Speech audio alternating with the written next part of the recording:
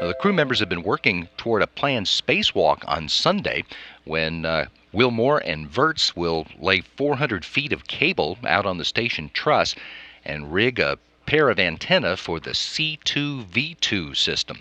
That's Common Communications for Visiting Vehicles. That's going to be used for rendezvous and navigation for American commercial crew vehicles and other visiting vehicles that will be arriving at the station to link up to the soon-to-be-installed international docking adapters.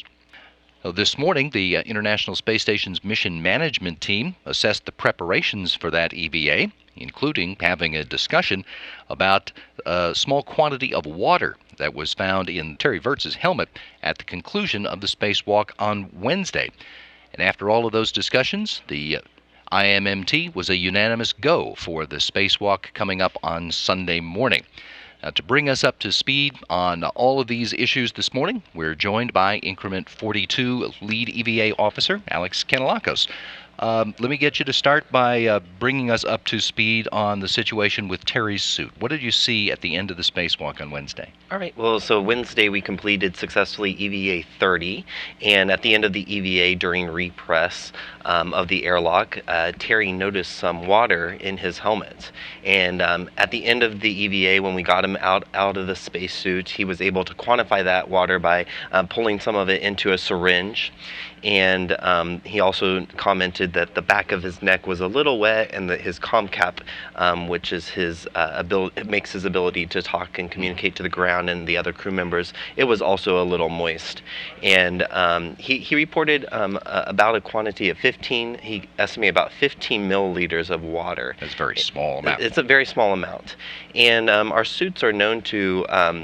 During repress, basically, when you connect to the umbilical, you have a lot of cold air that's going past the cooling system of the suit, and this air will often condense.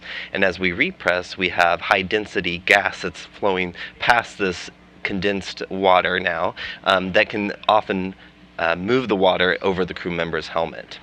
And we have actually a spec of that. It's about 57 milliliters is what we expect to be pushed up to 57 milliliters. You're saying that you expect there's a specification for there's that a spec much amount, yes, and it doesn't always happen. It often depends on how cool the crew member's EMU, his spacesuit is, and so I kind of feel, just kind of for reference here, this is about 57 milliliters of water in this water bottle here, and you can see, like, if I turn it to the side, you can see how it flattens out, like he saw on his visor. It flattens out, and it can look really big, but it's less than a golf ball size of water. And so you're saying that this is something that you expect.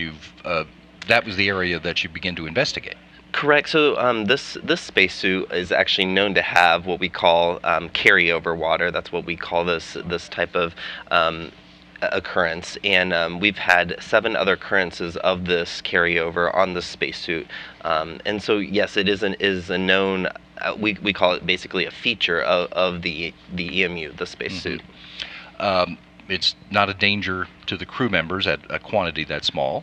That's correct. So going back to my water bottle here, EVA 22 and 23, when at the end of EVA 23, when Luca had the water in his helmet, it was twice the amount of water that can fit into this water bottle. So the entire bottle. The entire bottle. So you can see that this amount is almost, an order of magnitude less than what Luca saw. So, and this is something you've seen before, and in fact, expect it to happen. Not necessarily expected every time, but we've seen it. It's a known feature of our EMUs, and that's why we monitor a lot of the parameters on the ground, the data that we receive from the EMU, and we're continually getting data, and we're watching that to see if we're having any occurrences of this situation or of the situation that Luca had, and they're very different occurrences.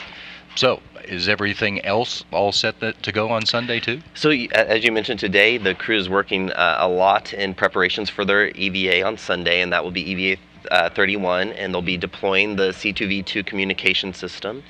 They've been working on their tool config, and tool config takes several hours to basically configure all the tools and hardware that they'll be taking out the door, from rets or tethers to the actual antennas that they will be taking out the door. That's what they're preparing today.